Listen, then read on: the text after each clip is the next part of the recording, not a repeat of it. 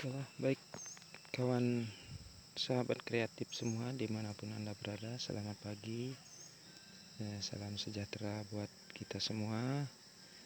Kali ini kita jumpa lagi dengan channel Iwayan Suparta.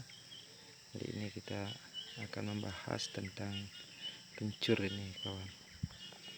Jadi ini kencur seperti biasa. Ini masih banyak rumput ini kawan. Jadi kita jangan terlalu berpikir masalah rumput, karena dimanapun ada petani, di situ pasti ada rumput. Jadi petani boleh dikata bersahabat dengan rumput. Nah, selalu yang dia pikirkan rumput. Jadi ini rumput dengan kencur ini tidak akan bermasalah nih, kawan. Ini daun kencur sudah mulai menguning, sudah hampir bisa dipanen. Ini rumputnya ini cukup banyak, cukup lumayan banyak ini kawan. Jadi kalau kita mau tanam kencur khususnya untuk pemula, yang paling perlu kita perhatikan adalah waktu tanam. Jadi kencur itu ada musimnya kawan. Jadi kita tidak bisa sembarangan memilih musim untuk menanam kencur. Jadi adapun itu bulan, mungkin saya perjelas sedikit untuk kencur, karena kencur menurut artinya sesuai pengalaman yang saya alami di sini, di bulan Juni, Mei, Juni kencur sudah mulai tua. Jadi anakan sudah mulai berkurang ataupun berhenti. Tunas sudah tidak ada muncul, daunnya akan kuning, mulai menguning seperti begini. Nanti setelah di bulan 7 atau bulan Juli, Agustus, dia akan mengalami gugur daun. Gugur daun itu saat kencur sudah tua. Jadi rimpang semua sudah tua, tidak ada lagi rimpang muda di bulan Juli dengan Agustus.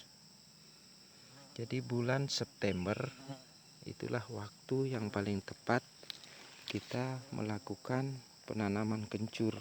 Jadi bulan September, Oktober. Selain daripada itu, kencurnya sudah mulai tumbuh. Kalau November, Desember itu sudah tidak layak lagi kita lakukan penanaman. Jadi adapun teman sahabat kreatif yang mungkin pernah mencoba menanam kencur di bulan selain daripada bulan September dan Oktober, mungkin akarnya yang besar, kurang rimpang, dan daunnya banyak tapi rimpangnya kurang. Kadangkala daunnya juga sedikit, rimpangnya sedikit, hanya akarnya yang membesar. Jadi di sini kita berbagi, mudah-mudahan bermanfaat.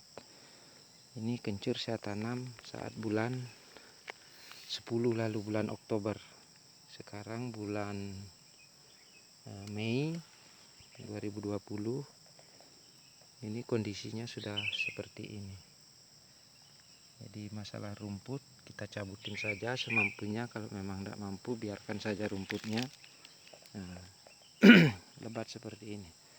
Walaupun rumputnya lebat, kalau kita buka di bawah, ini kencurnya masih bagus, ini sehat.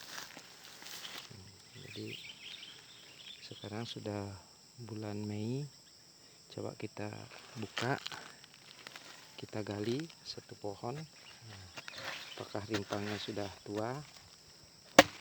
Ini saya coba guys, kita coba. Sini kita lihat.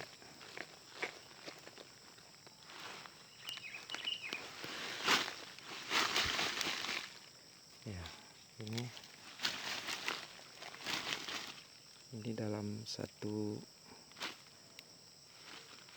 satu rumpun ini mencapai kurang lebih 2 on kalau kita 2 on. Jadi bibit yang dulu kita tanam ini guys, ini bibit yang kita tanam dulu, kita ambil. Nah seperti ini. Jadi seperti ini bibitnya yang kita tanam dulu. Ini masih bisa diambil, masih bisa dipanen atau dijual. Nah, masih bisa dipasarkan. Tidak sama kalau tanaman lain seperti jagung apa. Jadi bibit yang kita tanam itu tidak kita ambil lagi, yang kita ambil hanya buahnya. Jadi di bulan-bulan September, Oktober biasanya itu awal musim hujan, baru turun hujan baru sedikit-sedikit guys. Walaupun begitu kalau kencur kita tanam karena dia bersifat, dia punya simpanan, dia tahan panas ya, tidak bakalan busuk di dalam tanah selama 2 ataupun 5 tahun. Ini tidak bakalan busuk ini selama dia berada di dalam tanah. Jadi kita lihat ini ada bintil-bintil seperti kelereng. Ini bintil seperti kelereng, dia berfungsi sebagai penyimpanan air. Jadi kencur itu bisa bertahan hidup walaupun di musim kemarau. Jadi di saat musim hujan dia akan membentuk bintil seperti begini. Nah, ini bintil, ini isinya air di dalam ini, dia punya simpanan air. Terus kalau di musim kemarau dia mengecil, ini mengempes karena dia ambil nutrisi atau air dari sini dia. Kalau kita coba kita pijit, pencet, nah ini air, ini isinya air ini di dalam. Jadi kalau kita panen ini kita buang saja ini kita buang.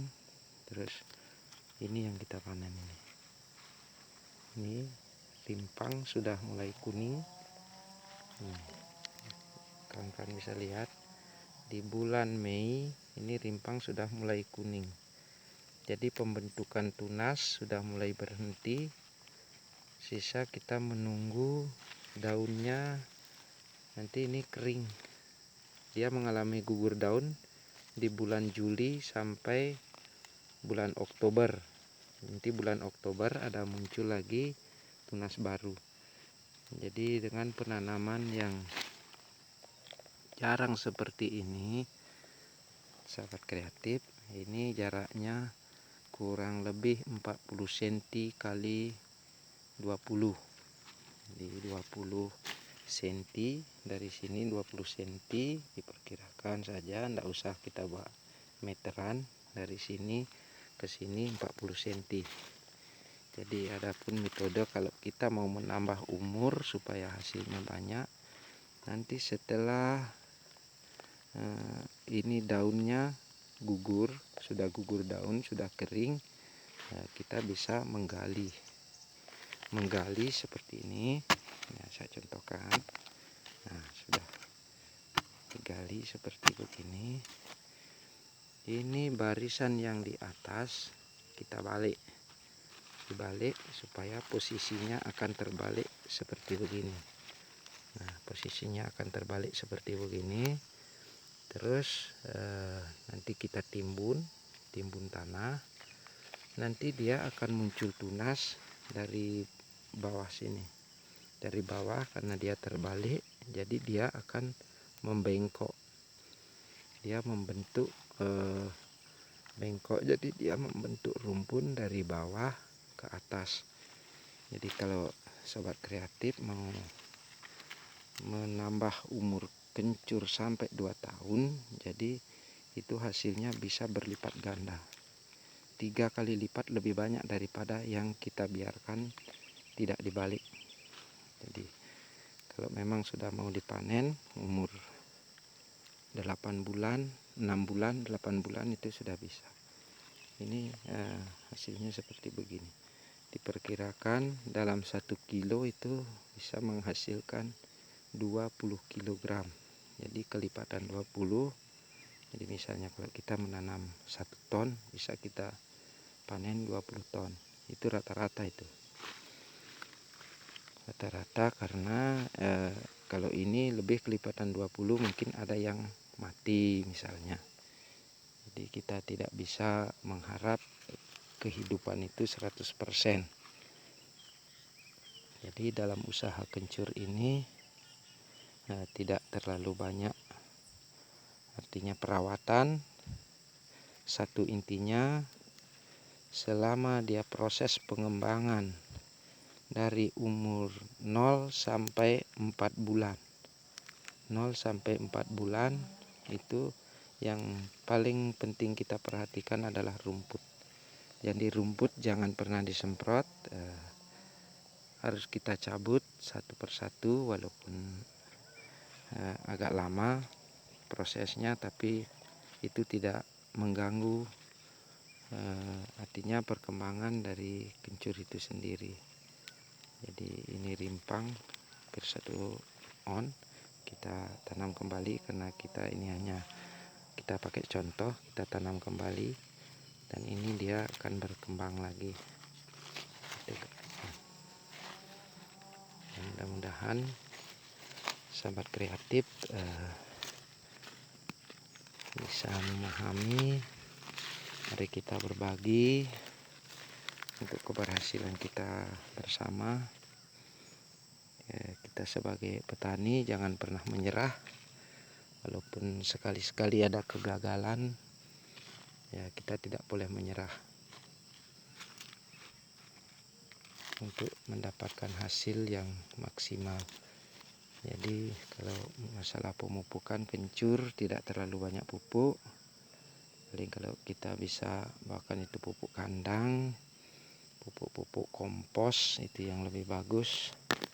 Karena kalau pupuk kimia itu hanya bersifat sementara. Paling kalau kita taburkan urea, paling 1 bulan warna daunnya berubah. 1 bulan kemudian sudah kembali lagi. Jadi kencur itu bisa tumbuh di atas tanah yang kritis pun dia bisa tumbuh. Di tengah alang-alang dia bisa tumbuh karena dia bersifat netral. Karena ini walaupun dia di bawah, dia tidak akan mati dikerumuni rumput. Nah ini rumputnya tebal ini kawan. Ini bisa dilihat rumputnya banyak. Dan ini di bawahnya kencur ini masih cukup bagus ini. Ini daunnya sehat ini. Walaupun ada lubang-lubang mungkin dimakan belalang atau ulat, itu tidak berpengaruh. Karena kalau perawatan dengan racun itu boleh dikata nol, tidak ada. Hanya saja kita butuh tenaga dan waktu. Jadi mari kita bertani supaya kita bisa mendapatkan hasil tambahan dari pekerjaan yang kita fokuskan. Jadi kita ambil sampingan karena kencur sangat bermanfaat bagi kesehatan dan kehidupan kita. Oke, selamat pagi. Sekian dulu dari saya. Mudah-mudahan bermanfaat. Tolong dibagikan, like, komen, dan tekan tombol subscribe. Oke, terima kasih. Selamat pagi.